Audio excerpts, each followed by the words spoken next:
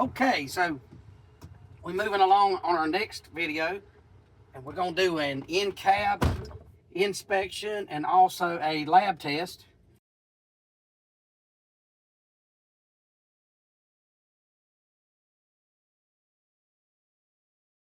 And obviously the key remained in my pocket during my outside pre-trip area.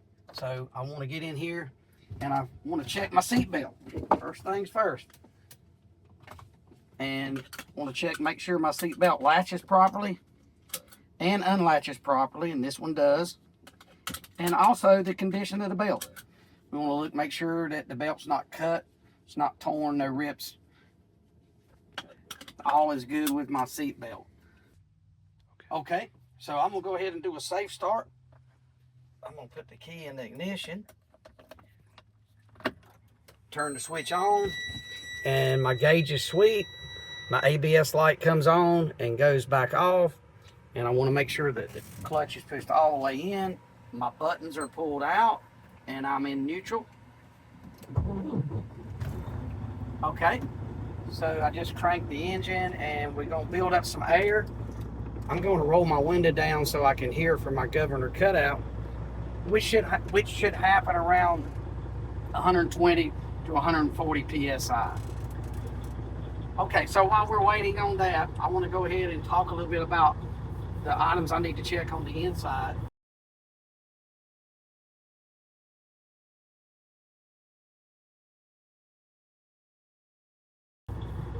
And I use a big square method and a small square method, so I don't forget any items during my in-cab. So I'm going to start here with my mirror, and my West Coast mirror. It's not cracked, it's not broken. And my convex mirror is not cracked or broken. And both mirrors are adjusted for me. The other corner to my square is my right side plain West Coast mirror. And it's also not cracked or not broken. My convex mirror below it is not cracked or broken. And both mirrors are adjusted for me. My right front hood mirror, convex mirror, it's not cracked, it's not broken, and the left convex mirror is not cracked or broken, and both of them are also adjusted for me. My windshield, my left windshield, is not cracked or broken.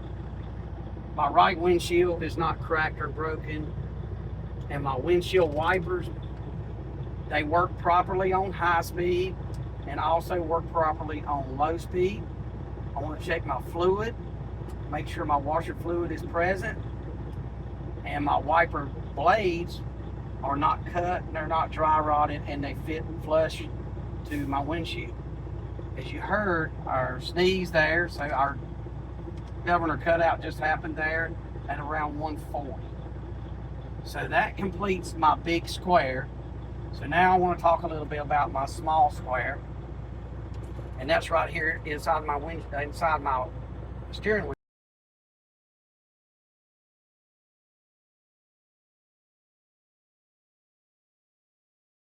Area.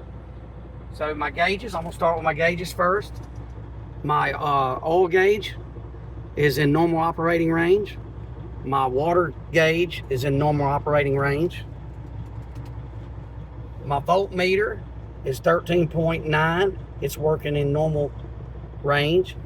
My primary and secondary air is built up all the way. They're working in normal range. Okay, so my left turn signal indicator works properly. My right turn signal indicator works properly.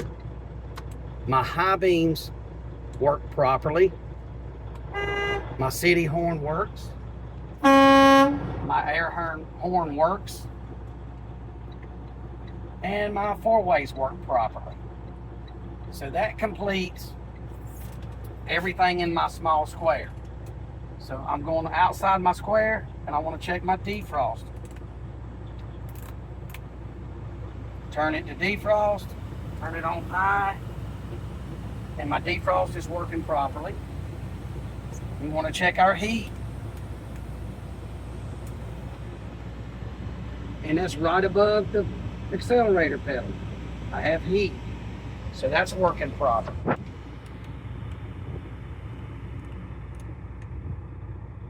Okay, so that completes my items on the end cab.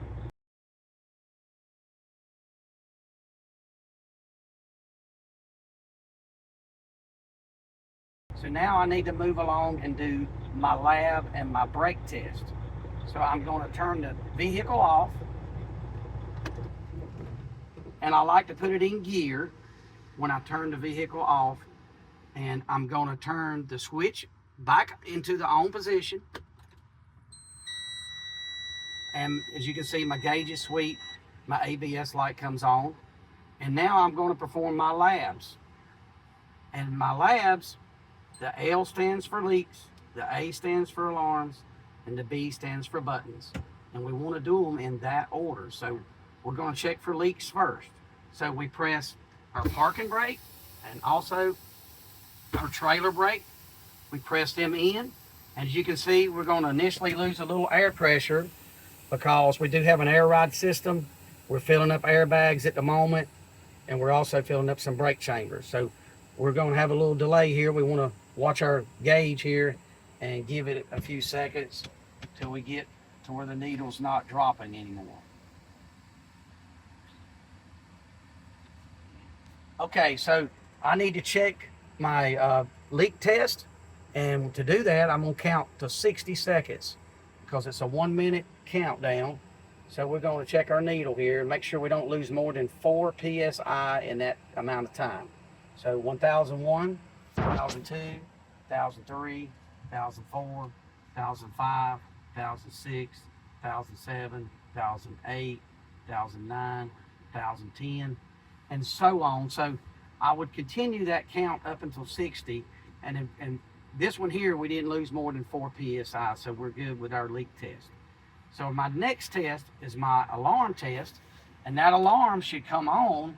I should get a visible and audio alarm right around 60 psi for it to be working properly. So we got to fan our brakes. We'll drop this needle down to around 60, and that should happen.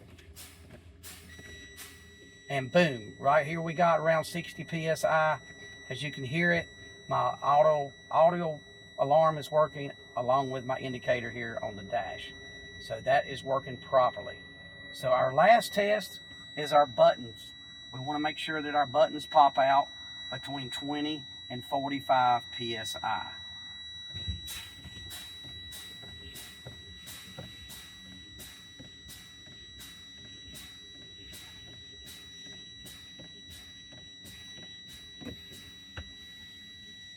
As you can see, my yellow and my red popped out right there around 25 or 30 psi on the gauge. So they are working properly.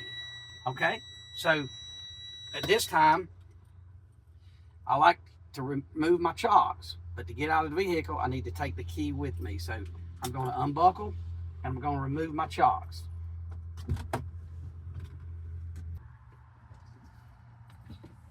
Okay, so I just removed my chocks and had the key in my pocket. So at this time, I'm going to fasten my seatbelt again.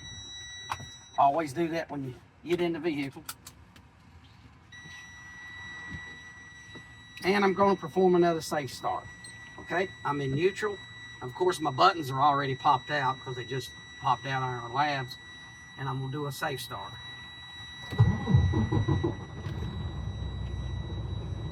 Okay, so we got to build our air back up, and we're going to be waiting on our governor cutout. So there may be a delay here for a few moments.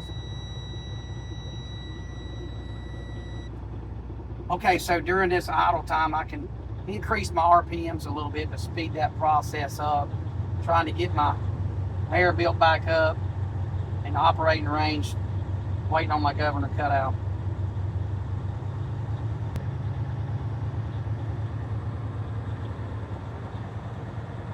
We're getting there.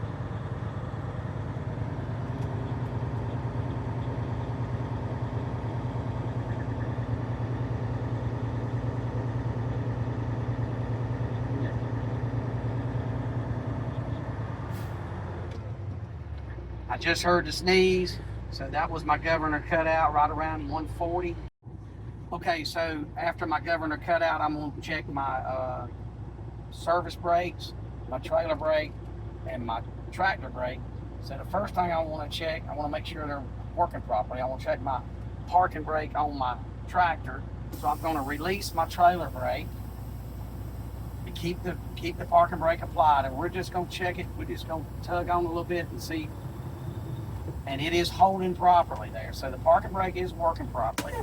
And now we're just going to pull our trailer brake out, lock it in, and we're going to push our parking brake in, and we're going to check our trailer brake and see if our trailer brake is working properly, see if it'll hold us in place. And we're going to tug on it a little bit, and it is working properly. It's holding the unit here. So both brakes are working properly. So now I'm going to push them both in.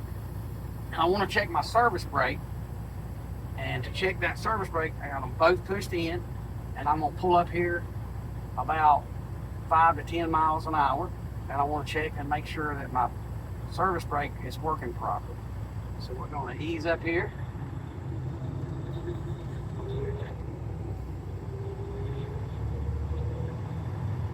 And we're going to apply our service brake. And as you can see, the truck didn't pull to the right or pull to the left, and the braking was there. The braking worked properly, so everything's working on our service brake.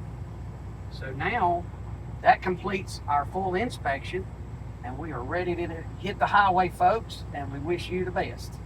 Good luck, driver.